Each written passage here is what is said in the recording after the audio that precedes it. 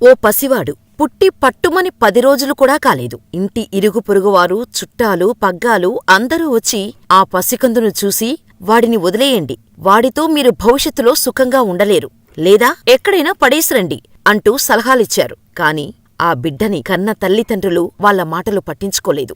మీరు మీ జీవితకాలంలో అనుభవించే బాధ కంటే ఇలా చేయడమే మంచిదన్నారు కొందరు. కాని కన్న బిడ్డను వదిలేయమని చెప్పిన వాళ్లపై కోపం కూడా రాలేదు ఆ తల్లిదండ్రులకి. ఎందుకంటే తమ బిడ్డ పరిస్థితి అలా ఉంది మరి.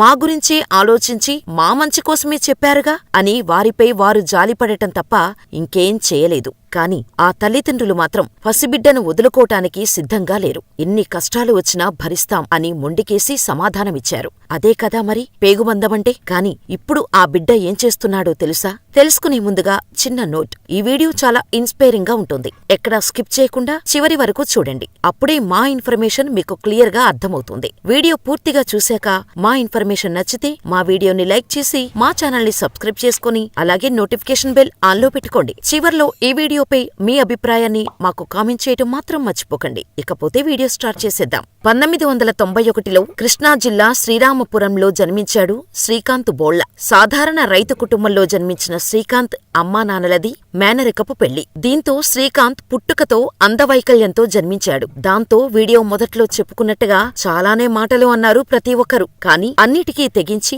తన బిడ్డను మాత్రం వదులుకోటానికి అంగీకరించలేదు తల్లిదండ్రులు. అయితే ప్రతి మనిషికి చదువు అవసరం అనే భావనతో శ్రీకాంత్ను గ్రామంలోని పాఠశాలకు పంపారు తల్లిదండ్రులు. స్కూల్లో తోటి పిల్లలు హేళన చేసేవాళ్లు. గుడ్డివాడంటూ ఎగతాళి చేస్తూ నవ్వుకునేవారు. అన్నిటినీ దిగమింగి చదువుకోటానికి ప్రయత్నించిన శ్రీకాంత్కు ఉపాధ్యాయులు చెప్పే పాఠాలు అర్థమయ్యేవి కావు. దాంతో హైదరాబాదులోని బేగంపేట అంధుల పాఠశాలలో శ్రీకాంత్ని చేర్పించారు తల్లిదండ్రులు. అక్కడి నుండి మొదలైంది శ్రీకాంత్ సక్సెస్ జర్నీ. చదువు ఒక్కటే తన జీవితాన్ని మార్చగలదని నమ్మి విపరీతంగా కష్టపడి బాగా చదివేవాడు. చేతి స్పర్శతో ఎలా చదవాలి, డయాగ్రమ్స్ ఎలా వెయ్యాలి, ఎలా అర్థం చేసుకోవాలి అనే మెళకువలు టీచర్ సహాయంతో నేర్చుకున్నాడు. కాని శ్రీకాంత్కి ఎప్పుడూ మదిలో ఒకటి తడుతూ ఉంటుంది.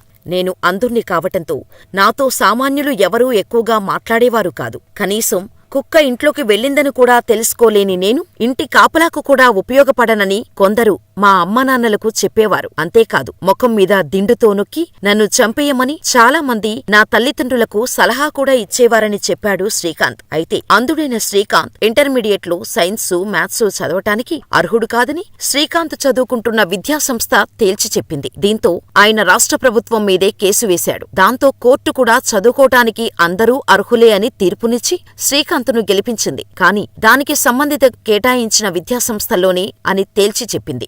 ఏదైతే ఏంటి, అసలు అర్హుడే కాదని చెప్పిన వాణ్ణి అర్హుడని స్టాంపు వేసి మరీ పంపింది ప్రభుత్వం. శ్రీకాంత్ సత్తా ఏంటో ఆ దెబ్బతో తెలిసిపోయింది.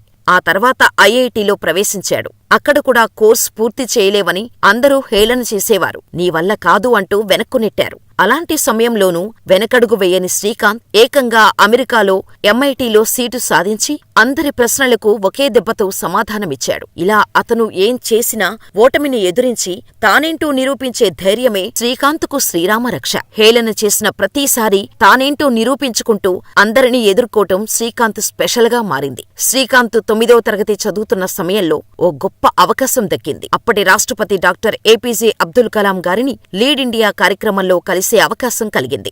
శ్రీకాంత్ ప్రతిభ చూసి ఆశ్చర్యపోయిన అబ్దుల్ కలాం పలు ప్రసంగాలలో శ్రీకాంత్ ప్రస్తావన తెచ్చేవారు.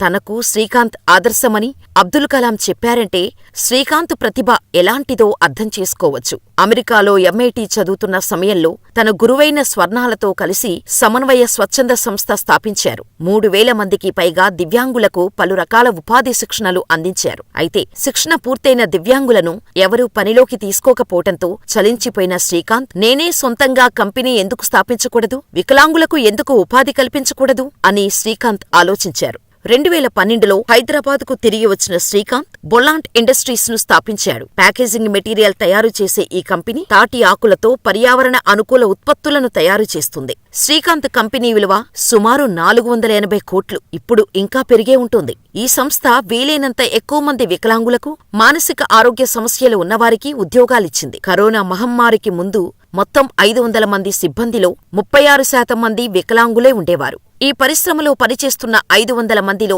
అధిక శాతం దివ్యాంగులే ఉన్నారు. వారికి ప్రత్యేక శిక్షణ ఇచ్చి పనిని సైతం అందిస్తున్నాడు. ప్యాకేజింగ్ పరిశ్రమలలో $30 బిలియన్ వ్యాపారం ఉండటంతో శ్రీకాంత్ను ఈ వ్యాపారం వైపు వచ్చేలా చేశాయి.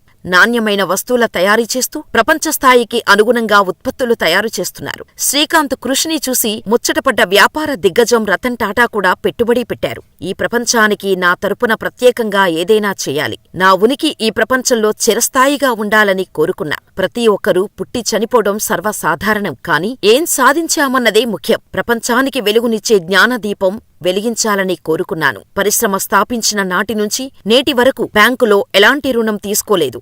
రుణదాతల సహకారంతో ఎన్నాళ్ళు కంపెనీని ఈ స్థాయికి తీసుకొచ్చా. ఇది మన తెలుగోడు ప్రపంచానికి పట్టుదల, కృషి, సంకల్పం ఉంటే విజయం మనదే అని చాటి చెప్పిన విజయ గాథ. మరి శ్రీకాంత్పై, అతని సక్సెస్ పై మీ అభిప్రాయాన్ని కామెంట్ చేయండి. ఈ స్టోరీ మరింత మందికి చేరేలా షేర్ చేసి ప్రతి ఒక్కరిలో చిన్న స్పార్క్ ను రగిలించే మా ఈ ప్రయత్నంలో భాగం కండి. ఇలాంటి interesting real life motivational stories కోసం మన ఛానల్ ని సబ్స్క్రైబ్ చేసుకుని పక్కనే ఉన్న బెల్ ఐకాన్ కొట్టేయండి.